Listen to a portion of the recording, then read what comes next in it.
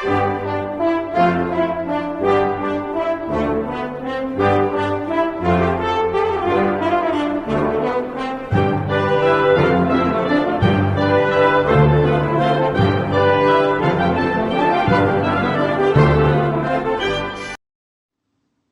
watch enthusiasts. Now today I'm speaking about this wristwatch which was sent to me by Grayton Watches, and they're a company based in France, and they produce dress watches, but with some quite substantial characteristics considering their price, and features which I think are quite impressive. Now this is a watch which I was given by the company. So again, it's a review which is which was and the watch wasn't bought by myself. But I will remain completely impartial, as I state in all my videos. These really are reviews in the purest sense, and don't include any bias that might come about from them giving me a free watch. Now, what I find most interesting about Grayton is that they're offering watches for a similar price as these fashion watches, which I think a lot of watch lovers see as being a waste of time and money, which is the view that I take. But the reason why they've crept into the watch world is because watches have become expensive. If you want to get a mechanical watch, they are expensive, and equally, a lot of brands aren't aiming their watches at women as well as men. Whereas here, Grayton are pointing their watches directly at cutting into that fashion watch market, but offering a watch with much higher quality and much higher features, and better features, for a similar sort of price, while including women and men into their sales. So here is the box which the watch comes in. This is the outer case with a bow on the top, as you can see, and this is just a cardboard outer case. Now, when one opens the casing, one can lift out the actual box, which sits here. I'll just move that to one side. Now, this box is rather nicely finished. It has an embossed Grayton logo on the top. It is cardboard, but is nice, high quality, and does show that they are trying to make an effort with their packaging. Now, if one opens this popper here, the watch can now be seen, and it's quite a classic design. But I'll show you the finishing in just a second, just to demonstrate how much I like this watch. And again, this can also be lifted out. It is like one of those Russian dolls, if I'm honest, with all these boxes, but nonetheless nicely done. And in this velvet case, one then sees the watch and its accessories. Now, before I get into the watch itself, I shall show you what comes in the box. So it comes with a microfiber cloth, which is quite large, folded up quite nicely here. Then over here one sees an international guarantee card, as you can see, and equally an instruction manual, of course denoting how to use a mechanical watch, which is also a helpful touch when a lot of people don't know. And then we also see the card for after sales, which gives a 2-year warranty. For this watch, which is also a very good length considering the price, when most watches for around this price point tend to offer 1-year warranties. So if I place that to one side, I'll now have a look at the wristwatch itself. So here is the watch itself. Now, these watches come in a very simple design, a very neutral, old-fashioned design, which reminds me a lot of my Tissot dress watch, which I have, which reminds me of 1920s wristwatches. But as you see, it has a fully polished, if I can get the camera to focus, there we are, a fully polished 40mm case. Now, it does in fact come in 3 sizes, in a 36, a 40 and a 44mm version. Now, this is again showing that they really are appealing to men and women, in that the 44 is seen as the man's version, the 36 the women's, then the 40 the unisex version. Now, the version I have here is the 40mm, because I thought that would be the most neutral size, and is very comfortable. It also has a 20mm lug width, and is equally is in fact 40mm from side to side. The crystal is slightly domed, as you can see. There we are, slightly domed, but does follow the lines of the case very beautifully, giving a very rounded look to this watch, which is something which I think is neglected by a lot of less expensive watch brands these days. A lot of watch brands tend to go for very sharp edges, whereas this is going for a timeless sort of appeal. Now, under that crystal, one can see that the dial is in fact very three-dimensional. Now, the indices are applied and then lumed with Swiss superluminova, Then equally the date window, which is indented into the dial, is rimmed with metal, which is again a pleasant feature to see when a lot of date windows don't have that finishing. Now the hands are sword-style hands. In fact, I will just move them to better show you. They're sword-style hands, and equally incorporate Swiss superluminova. Now, what I quite like about these hands is that, as well as being polished, they're actually given a slight blading, if you will, where the center of the hand. You might be able to see from the reflections, reaches a point making them actually look like little swords, which is a very nice touch and really does lend to a very appealing look. Now the second hand is just a simple straight second hand and exhibits those 6 ticks a second, which is seen by the movement in this watch.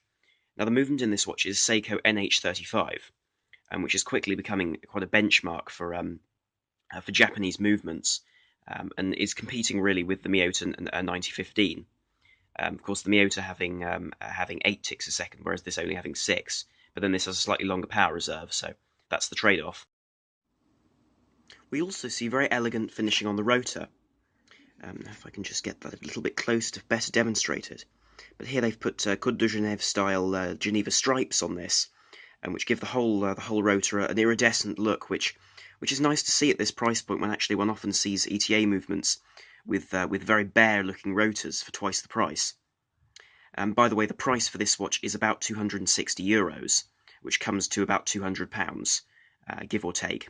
But then I will also have a discount code in the video at the end, and also in the description for 15% off. So, as well as that finishing on there with the Grayton automatic pressed into the bottom of the rotor, one does see the rest of the movement isn't finished very extensively, but it does have a soft brushing on it to clean it up and not make it look like those movements which have simple bead blasted bridges, which in my opinion look fairly ugly. Now one does also see the differences here between the lower end Seikos and this movement, in that it is manually wound, as you can see.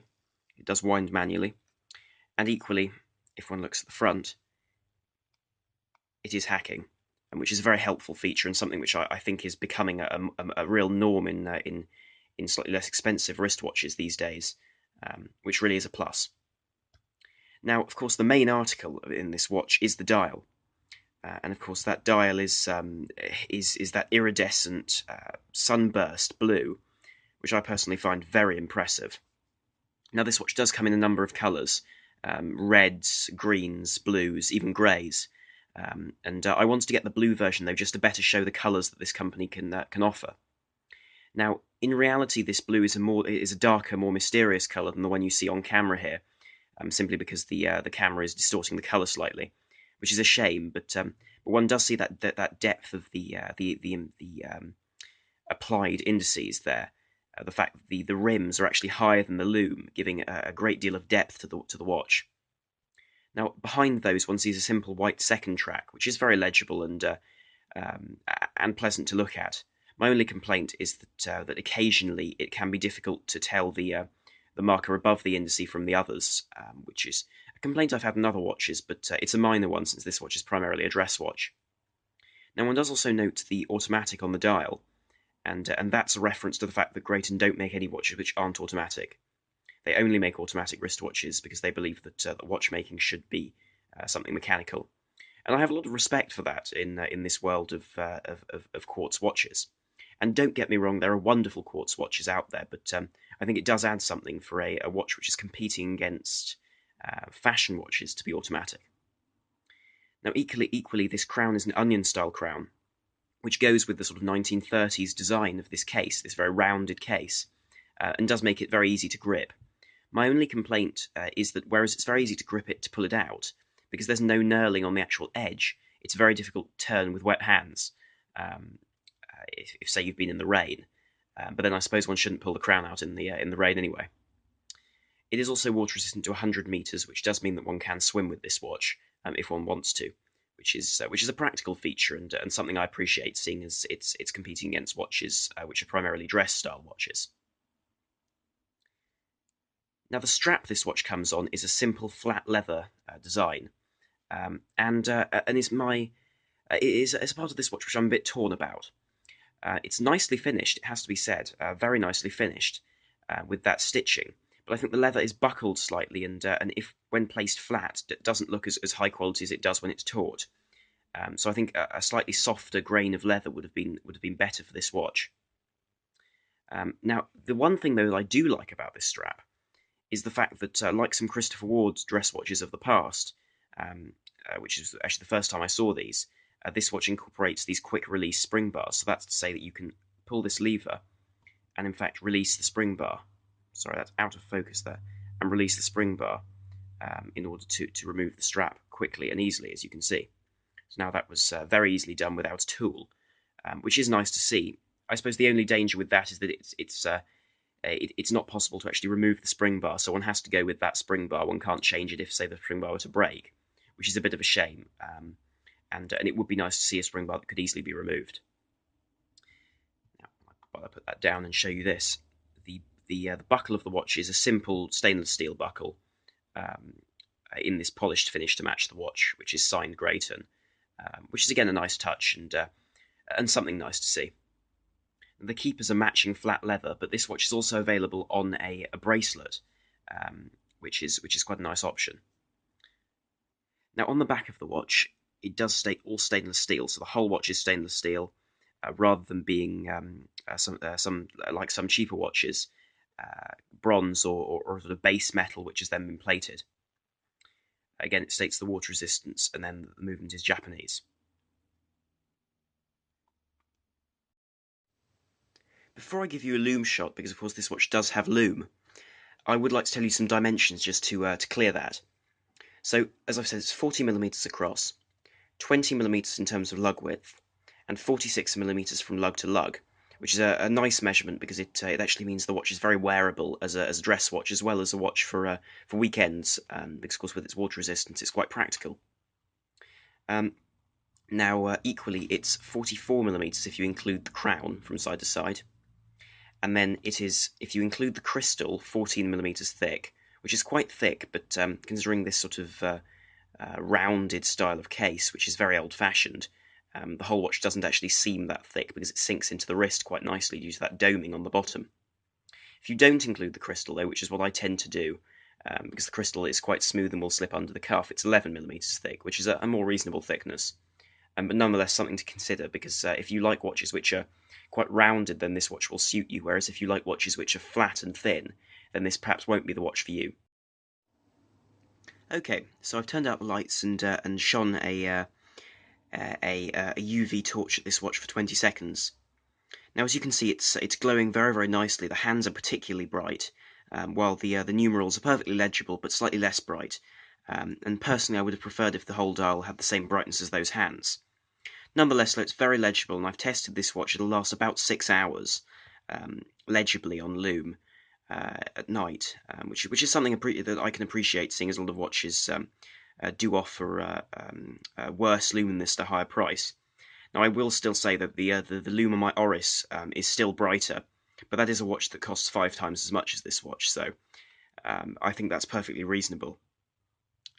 Anyway, as you can see, you can tell the hands quite clearly from each other due to their length and thickness. So I'll just turn the lights back on and complete the review for you.